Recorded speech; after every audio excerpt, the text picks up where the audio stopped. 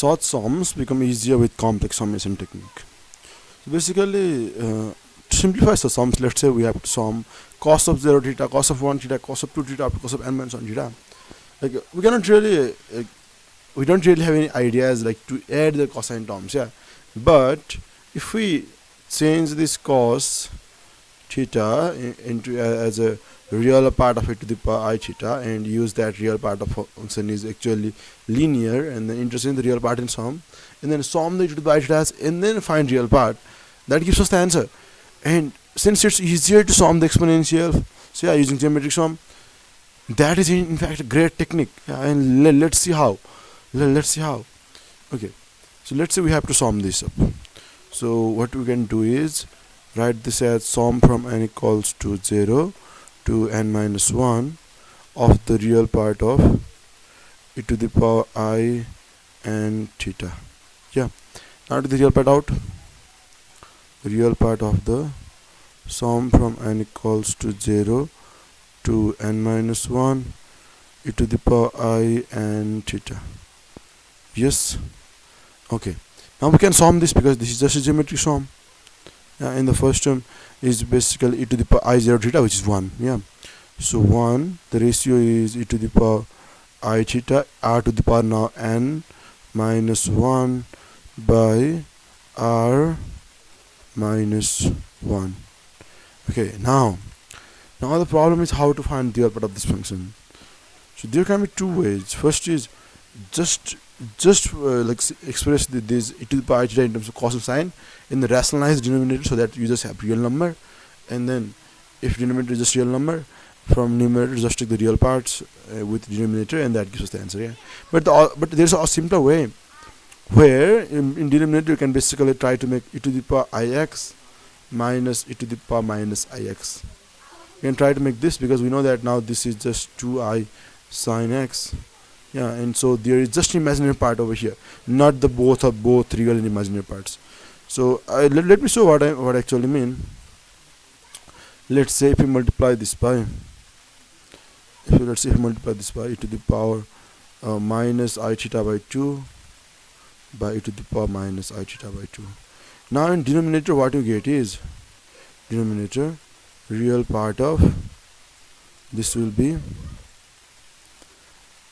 e to the power I theta by 2 minus e to the power minus I theta by 2. Yeah, and yeah, these two is just 2I sine theta by 2. Yeah, and that is just imaginary part, pure imaginary part, no like combination of both real and imaginary parts. Yeah, and that helps us to find out the real part of the entire expression. Yeah, let's see how does it. Now in numerator we just have e to the power I theta n minus 1 by 2. Yeah, over here minus e to the power minus I theta by 2. Yes.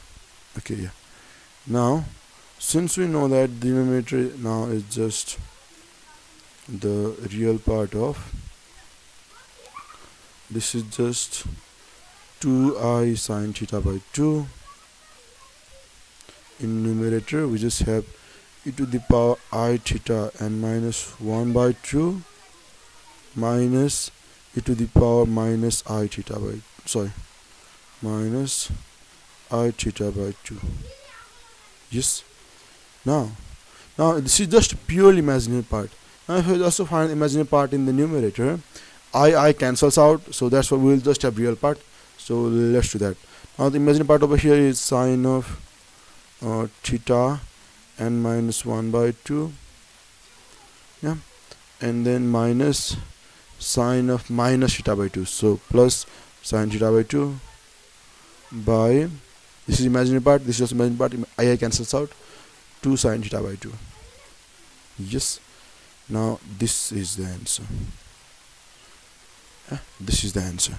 No, there is no way you can expect the sum of cos and theta in this complex form without really going through such easier exponential form definition and using geometric sum. Yeah, so you can clearly see that this has really helped us a lot to predict something that would otherwise really not be obvious to us, and that's the power of complex summation.